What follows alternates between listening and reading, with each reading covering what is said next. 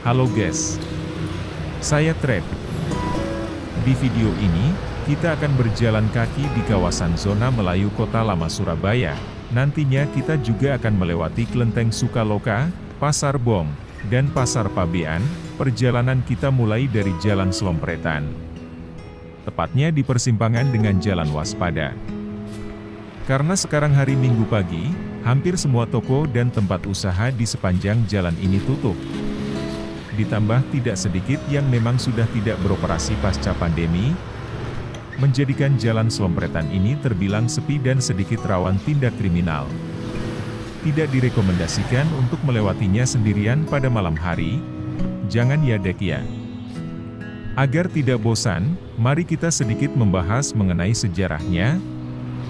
Nama Selompretan ternyata memiliki asal-usul yang unik, yaitu berasal dari kata slompret yang berarti terompet.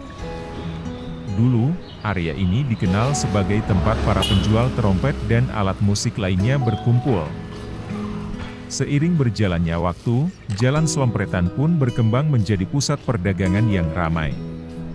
Apalagi lokasinya dekat dengan Jalan Kembang Jepun, jantung perekonomian kota Surabaya pada masa kolonial Belanda. Sebelum dilanjut, di sebelah kanan ada Hotel Kokon. Hotel butik yang mulai beroperasi pada tahun 2019 ini belakangan naik daun karena punya desain arsitektur yang menggabungkan elemen kolonial Belanda dengan sentuhan modern.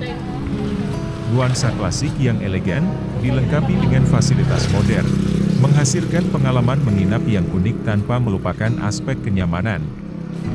Cocok bagi wisatawan yang ingin menjelajah kota lama Surabaya. Kembali ke pembahasan sebelumnya. Tak hanya sebagai pusat perdagangan, Jalan Selompretan juga dikenal sebagai kawasan pecinan. Banyak pedagang asal Tionghoa yang membuka usaha serta menetap di kawasan ini. Itu sebabnya hingga sekarang kita bisa menemukan berbagai bangunan tua dengan arsitektur khas Tionghoa yang masih berdiri kokoh. Salah satu bangunan ikonik yang bisa kita kunjungi adalah yang terlihat berwarna merah tak jauh di depan, yaitu Kelenteng Hok An Kiong, salah satu kelenteng tertua di Surabaya. Dikenal juga dengan nama Kelenteng Sukaloka, kelenteng ini menjadi tempat beribadah bagi komunitas Tionghoa sekaligus sebagai daya tarik wisatawan. Kelenteng Hok An Kiong dibangun pada tahun 1821 oleh komunitas Tionghoa yang tinggal di Surabaya pada masa kolonial Belanda. Salah satu donaturnya adalah Kapiten Teguh Ancing, pemilik pabrik gula Candi Sidoarjo. Awalnya, kelenteng ini merupakan bangunan bangsal tempat menginap sementara bagi pendatang asal Tionghoa yang mayoritas berprofesi sebagai pedagang dan pelaut.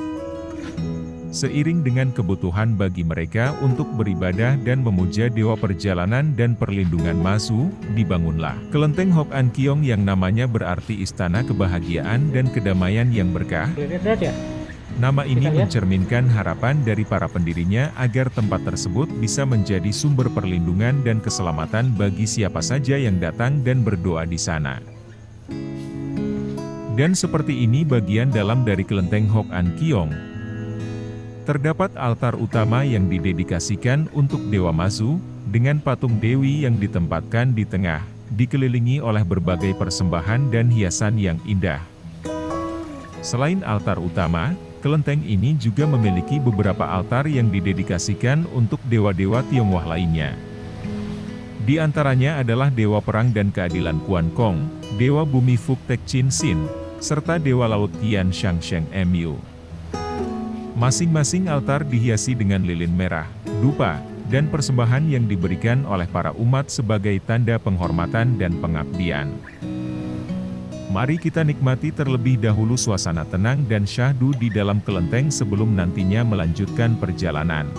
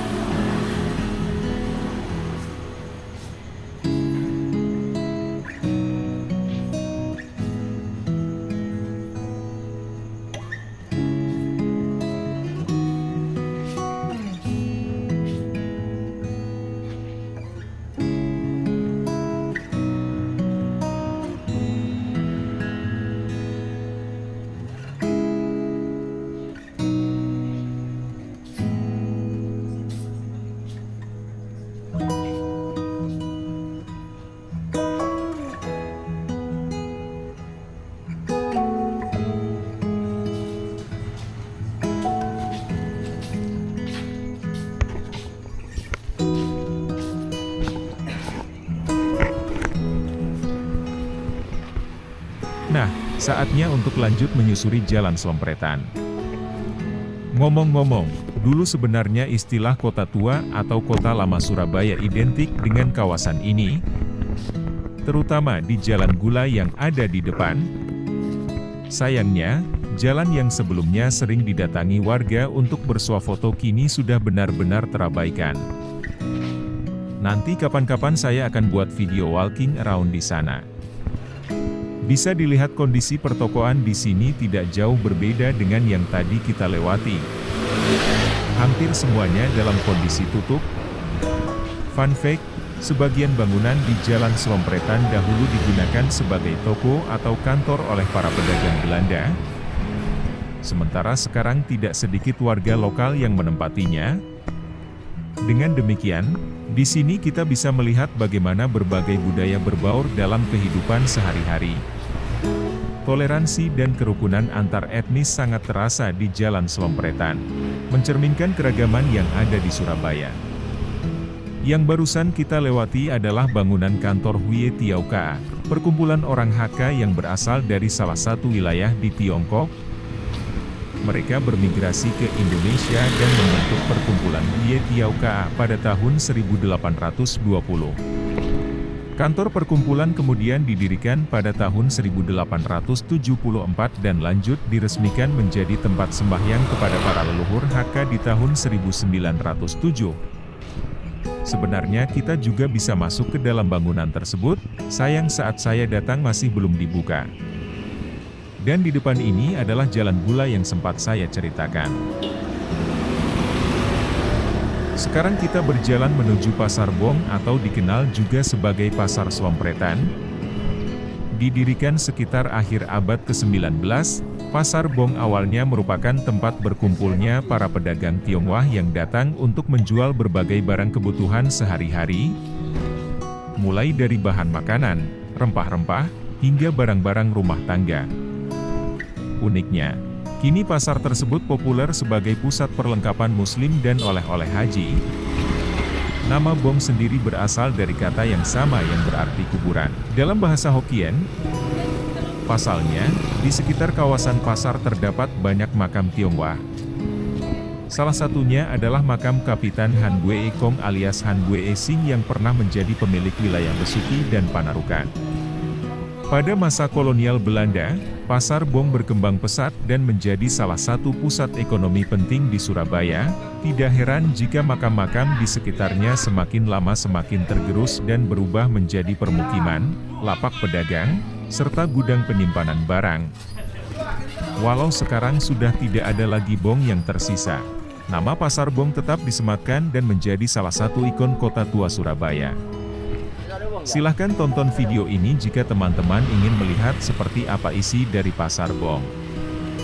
Bagaimana dengan teman-teman yang lain? Apakah sudah pernah masuk ke dalam Pasar Bong? Ditunggu ceritanya di kolom komentar ya. Titik selanjutnya yang hanya berjarak sekitar 100 meter adalah Jalan Kembang Jepun, maskot dari zona pecinan Kota Lama Surabaya. Tapi sebelum itu, perhatikan ruko yang ada di sisi kiri. Pagar teralis di depan pintu membuat kesan bangunan kunonya sangat terasa. Saya pribadi sangat suka menyusuri jalanan seperti ini. Kalau teman-teman juga suka, sekalian tekan tombol subscribe dan like ya. Karena masih banyak video serupa yang bakalan tayang di channel ini. Mendekati persimpangan dengan Jalan Kembang Jepun, terlihat sejumlah toko yang sudah buka. Salah duanya adalah toko perlengkapan muslim di sebelah kiri dan kanan jalan. Lampion Cina yang digantung di atas membuat nuansanya menjadi kontras. Benar-benar contoh nyata pembauran budaya yang indah. Sayangnya, penerangan di sini tidak begitu maksimal. Sedikit remang-remang di waktu malam. Semoga saja suatu hari nanti bisa dibenahi. Karena sedikit banyak berpengaruh pada kenyamanan saat mengunjungi wisata kuliner Kia-Kia yang ada di Jalan Kembang Jepun. Begitu pula dengan trotoarnya, yang kondisinya masih tidak berubah terakhir kali saya mendatanginya. Semoga tidak terlewat untuk direnovasi. Dan tibalah kita di Jalan Kembang Jepun. video menyusuri jalan ini bisa ditonton juga di channel Traveling. Tunggu juga video suasana Car Free Day di Jalan Kembang Jepun tayang guys. Di seberang terlihat ada sejumlah box culvert. Beberapa bulan terakhir memang tengah dilakukan pembuatan gorong-gorong di berbagai wilayah kota Surabaya. Terbukti efektif dalam menanggulangi masalah banjir. Tujuan saya menyeberang sendiri bukanlah untuk bermain dengan kucing ini, melainkan untuk lanjut menyusuri Jalan Songoyudan. Tujuan akhir perjalanan hari ini kebetulan berada di sana, yaitu Pasar Pabean, pasar tradisional terbesar dan tertua di Surabaya. Belum apa-apa sudah langsung terlihat suguhan jalur pejalan kaki yang burik. Sebuah kondisi yang sayangnya sangat umum terjadi di Surabaya, bahkan mungkin di Indonesia. Ditambah dengan layanan transportasi massal yang belum maksimal, tidak heran jika banyak yang lantas memilih untuk mengendarai kendaraan pribadi. Ujung-ujungnya kemacetan dan polusi udara pun tidak bisa dihindari. Ngomong-ngomong, kondisi trotoar di sini terlihat semakin parah. Banyak bagian yang berlubang, cukup berbahaya bagi pejalan kaki, terutama di malam hari. Di masa kolonial Belanda, Jalan Songoyudan sendiri punya peran yang tidak kalah pentingnya dengan jalan-jalan lain di kawasan pecinan. Nama Songoyudan diperkirakan berasal dari nama seorang tokoh lokal yang kemudian disesuaikan dengan lidah masyarakat setempat untuk menggantikan nama jalan yang lama, Malaysia Breestraat. Sama seperti sebelumnya, keberadaan pasar membuat banyak toko dan gudang dibangun di sepanjang Jalan Songoyudan. Sebagian masih berdiri kokoh dan mempertahankan keindahan arsitektur gaya Tiongkok dan Eropa. Sekarang kita tiba di perempatan antara Jalan Songoyudan dengan Jalan Kalimati Tengah dan Jalan Kalimati Wetan. Di seberang tampak ada orang yang tengah berjualan ayam jago. Buat teman-teman yang ingin memelihara ayam pejantan bisa langsung datang saja ke sini dan mencarinya. Berbeda dengan jalan-jalan yang sudah kita lewati, ruas jalan ini rupanya tidak sepi-sepi amat. Terpantau sejumlah aktivitas warga di sekitar. Maklum, Pasar Pabean memang hanya tinggal berjarak 150 meter saja di depan. Kita pun bisa mencapainya melalui gang kecil di samping penjual ayam ini. Berhubung jujur saya belum pernah melihat pedagang ayam hidup di pasar secara langsung, mari kita berhenti sejenak untuk mengamati kesibukan yang terjadi.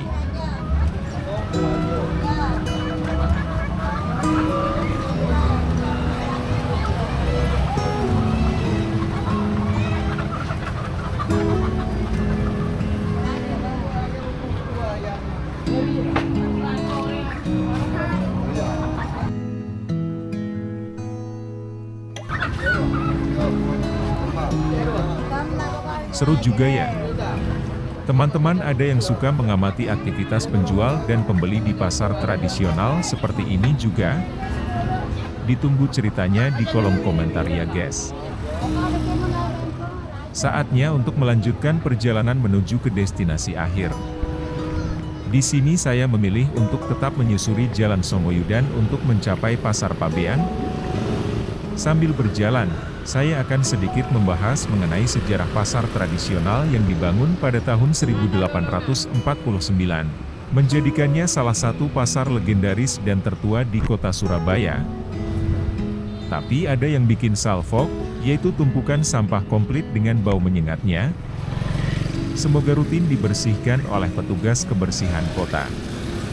Anyway, pasar ini didirikan oleh pemerintah kolonial Belanda sebagai bagian dari pengembangan kawasan perdagangan di Surabaya, yang saat itu menjadi salah satu pelabuhan dan pusat perdagangan terpenting di Hindia Belanda.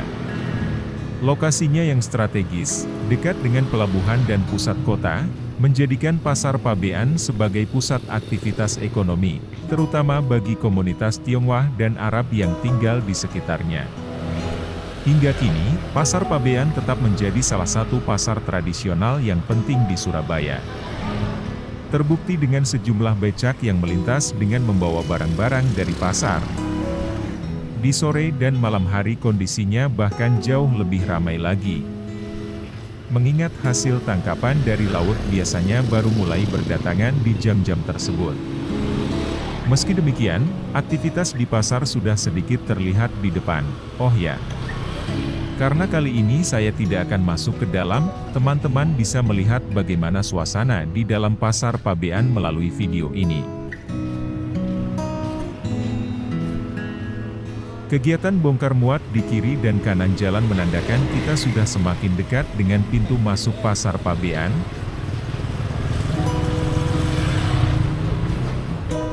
Pun begitu dengan tumpukan sampah di depan.